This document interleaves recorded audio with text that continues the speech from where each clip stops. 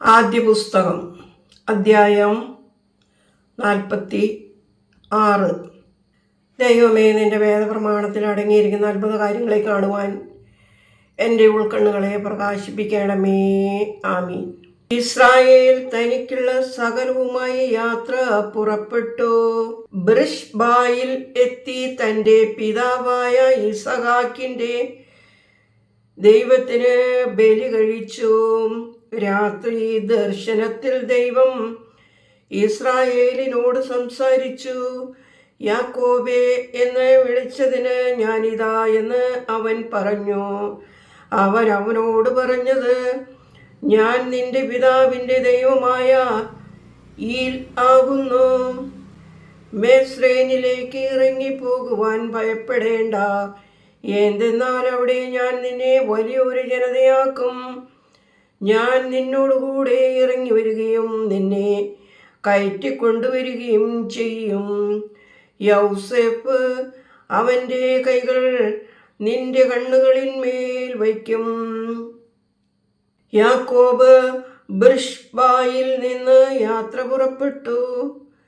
ഇസ്രായേലിൻ്റെ പുത്രന്മാർ അവനെയും അവരുടെ സ്ത്രീകളെയും കുഞ്ഞുങ്ങളെയും അവരെ കൊണ്ട് ചെല്ലുവാൻ ഫറവോൻ അയച്ചിരുന്ന വാഹനങ്ങളിൽ കയറ്റിക്കൊണ്ടുപോയി.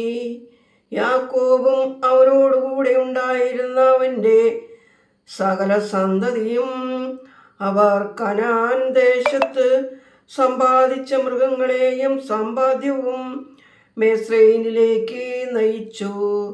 അവനോടുകൂടെ അവൻ്റെ പുത്രന്മാരെയും പൗത്രന്മാരെയും പുത്രിമാരെയും പൗത്രിമാരെയും മിസ്രയീമിലേക്ക് പ്രവേശിപ്പിച്ചു. മിസ്രയീമിലെത്തിയ ഇസ്രായേൽ മക്കളുടെ പേരുകൾ ഇവയാകുന്നു: യാക്കോബും അവൻ്റെ പുത്രന്മാരും. അവൻ്റെ ആദ്യജാതൻ റൂബേൽ. റൂബേലിൻ്റെ പുത്രന്മാർ ഹനോക്ക്, ഫലു, ഹെസ്രോൻ, കർമ്മി. ശെമവുവിൻ്റെ പുത്രന്മാർ യെമുവേൽ, യാമിൻ, ഓഹർ, യാക്കിൻ, സോഹർ. കനാൻകാരിയുടെ മകൻ ഷാവൂൽ. ലേവിയുടെ പുത്രന്മാർ ഗർഷോൻ, കോഹാന്ത്, മ്രാറി. യഹൂദയുടെ പുത്രന്മാർ ഈർ, ഓനാൻ, ശേല, പാരേസ്, സോരഹ്. ഈറും ഓനാനും കനാൻ ദേശത്ത് വച്ച് മരിച്ചുപോയി. പാരേസിന് പുത്രന്മാർ ഉണ്ടായി: ഹെസ്രോൻ, ഹൊമവൂയേൽ. ഇസഹാക്കിൻ്റെ പുത്രന്മാർ തോല, പൂവ, യോബ്, ശെമ്രൂൻ. സബോലോൻ്റെ പുത്രന്മാർ സോദർ, ആലുൻ, നഹ്ലോയൻ. പദൻ ആറാമിൽ വച്ച് ലയ പ്രസവിച്ച മക്കൾ ഇവരും ദീന എന്നൊരു പുത്രിയുമാകുന്നു. പുത്രന്മാരും പുത്രിമാരുമായി അവരെല്ലാവരും കൂടി 33 ആളുകൾ. ഗാദിൻ്റെ പുത്രന്മാർ സെബിയുൻ, ഹാഗി, ശൂനി, അസ്ബവൂൻ, അദി, അറൂദ്, അദ്രി. ആശീറിൻ്റെ പുത്രന്മാർ യംന, യശ്വ, യശ്വി, ബ്രീവ. അവരുടെ സഹോദരി സാരഹ്. ബ്രീവായുടെ പുത്രന്മാർ ഹോബർ, മൽക്കീൽ.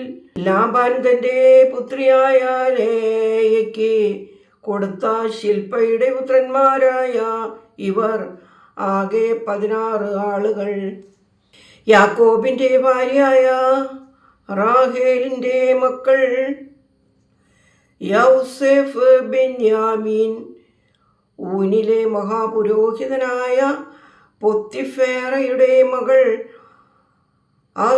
ആസ്രുദ് പ്രസവിച്ച മ്നാശെ, അഫ്രേം എന്നിവർ മിസ്രയീം ദേശത്ത് യൗസേഫിന് ജനിച്ചു.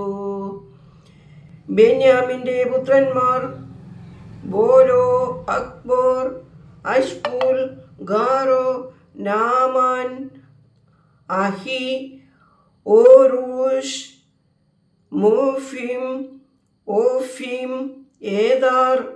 റാഹേൽ യാക്കോബിന് പ്രസവിച്ച മക്കളായ ഇവരെല്ലാം കൂടി 14 ആളുകൾ. ദാനിൻ്റെ പുത്രന്മാർ ഹൂഷി. നഫ്താലിയുടെ പുത്രന്മാർ നഹസ്രായേൽ, ഗൂനി, യോസർ, ശൂലീം.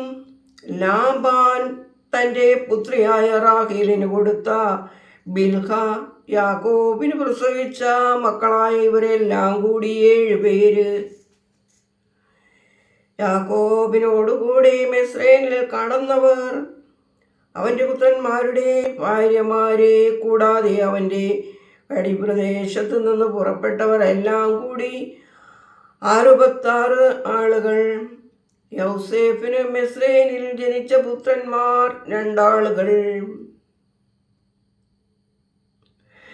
യാക്കോബിൻ്റെ ഭവനക്കാരായി മിസ്രയീമിൽ കടന്നവർ എല്ലാവരും കൂടി 70 ആളുകൾ.